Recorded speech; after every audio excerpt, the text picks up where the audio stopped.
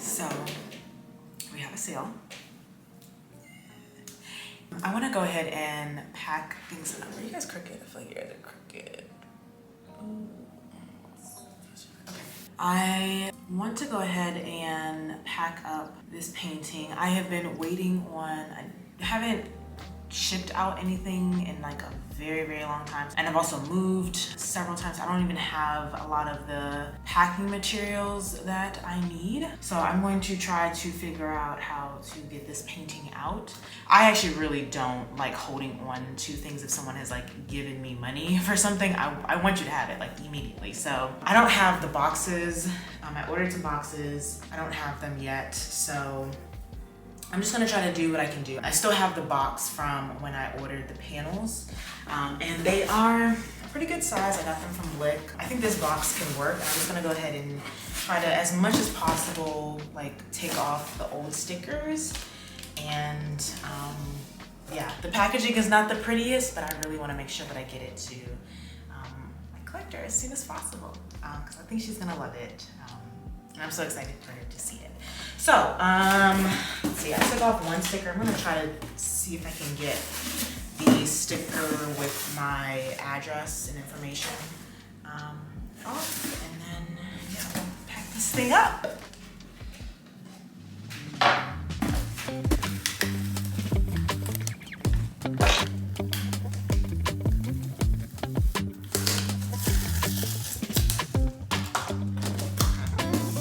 So yeah, let's just go ahead and go with that.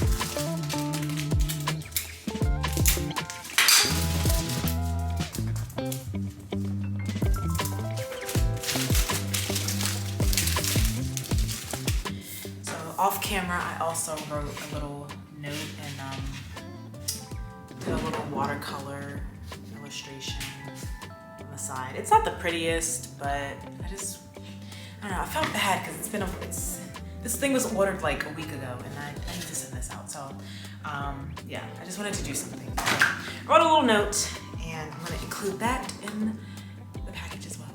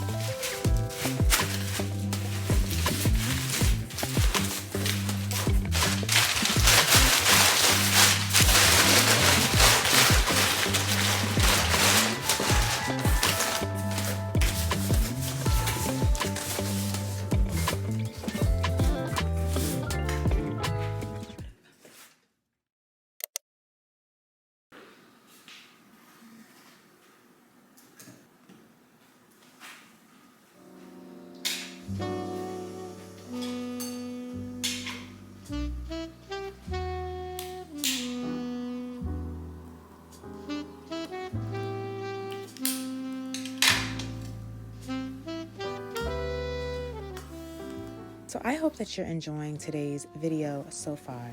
I did want to briefly hop on here and mention that I have been rereading The Artist's Way by Julia Cameron. I mentioned back in my Art Goals for 2025 video that I wanted to reread this book and this time actually get through the entire book instead of stopping at chapter 5 like I've done multiple times. While I did get really busy this year and kind of sort of abandoned that goal, I wanted to get back on it before it got too far into the year. So if you're not familiar with this book, there are many tasks and activities that are meant to be done while you're reading this book. It's meant to be a manual and not just literally a book that you just kind of read and put on a shelf. So there are many tasks and activities that are meant to be personal, but I did want to share some aspects of my journey with this book. 2 of the consistent tasks are to complete 3 morning pages every single day and to go on at least 1 artist date every week. The morning pages are meant to be a safe place to brain dump and get all of your fears, doubts, concerns, hopes, whatever it is, down on paper so that you can kind of get it out of your head. The idea is that all of those things, again, those fears, those doubts, that's just noise. And once you get all of that noise out of your system, instead of holding on to it, you can now do your, quote, creative work. The artist date is meant to be time that you set aside to commit to your creative consciousness or your inner artist. It functions as somewhat like a play date or an excursion where you can use that time away to fill your creative cup. The idea is that we all create from within. So as you can imagine, if you're creating from within, you are potentially depleting your reserve, and we always need time to fill or refill that well. So for obvious reasons, I'm going to keep the contents of my individual morning pages private. I'm sure that you can understand.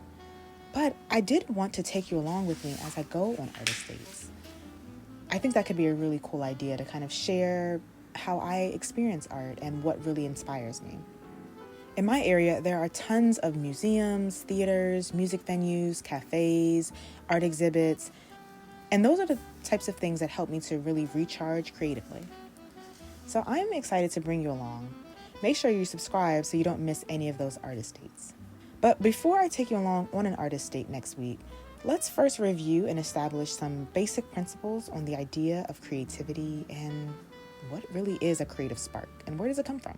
All right, so although I have technically read portions of The Artist's Way before, I did want to go ahead and reread the introduction just to kind of ground myself and figure out and prepare myself for what lies ahead. One thing that I definitely wanted to make sure that I read was the spiritual electricity chapter, where it's basically the basic principles of where our creativity comes from, kind of what, what's that source of creativity. And one thing that was actually really interesting that I had forgotten in my reading is basically this idea of the spirituality of creativity.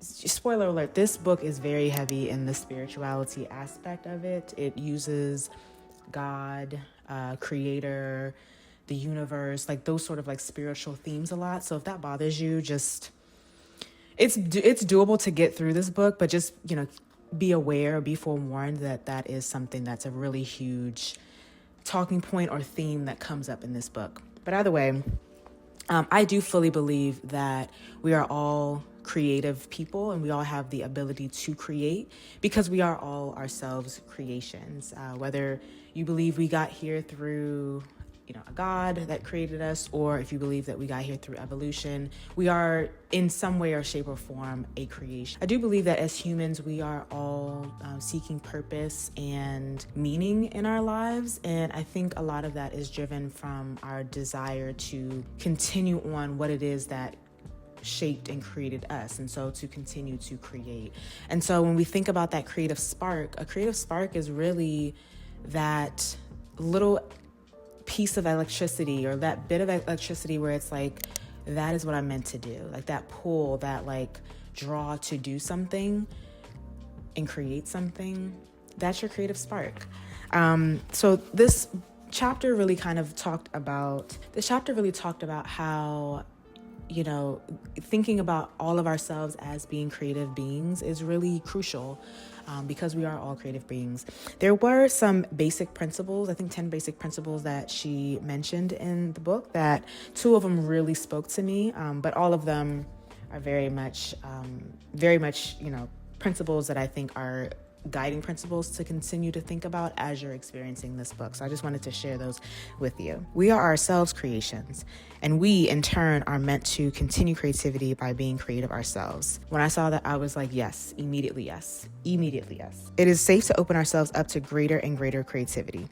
Also yes. Immediately yes. So as I'm thinking about how I'm going to move forward with this challenge, I wouldn't even call it a challenge, but move forward with using this book in my creative practice, I definitely wanted to reread and just prepare myself again for this book. This is a book that is like, it takes a while to get through. You're not really meant to just like read it just to read it and then put it on a shelf somewhere. It is really kind of like a journal. It is a very heavy on the self-help psychological or psychology sort of realm, where it is asking you to do a lot of exercises, do a lot of tasks, the aforementioned artist dates, as well as morning pages. There's a lot of work that is meant to be done with this book or this resource. And so I wanted to just ground myself in, just again, understanding that we are all creative beings. And so using that as a foundation is key. because if we're all creative beings, then any sort of creativity that comes from us is what we're meant to be doing. The idea that some people are creative and some are not is completely false fallacy. That's not true. We are all, as human beings, capable of creativity. We show it in different ways. Some of our mediums of choice are different. They're all equally good, or all have the ability to be equally good, but they don't have to be the same, but they're all creative. Because again, that is my belief, our purpose in this life. And when we're operating in our purpose, which again I believe is to be creative, we have a much more enriching and fulfilling life. And so yeah, I am really excited to actually get through this entire book. This will likely take me more than 12 weeks in terms of real time. It'll probably take me up to a year, but I'm looking forward to taking this journey and being really serious and buckling down on getting through this book and getting through this resource. So I hope that you enjoyed this week's video. If you did like it, definitely give it a thumbs up, and also subscribe so that you can keep up with me in terms of my artist dates and just the thoughts and experiences that I share through going through this journey. But yeah, that is it for today's video. So I will see you in the next one. Bye.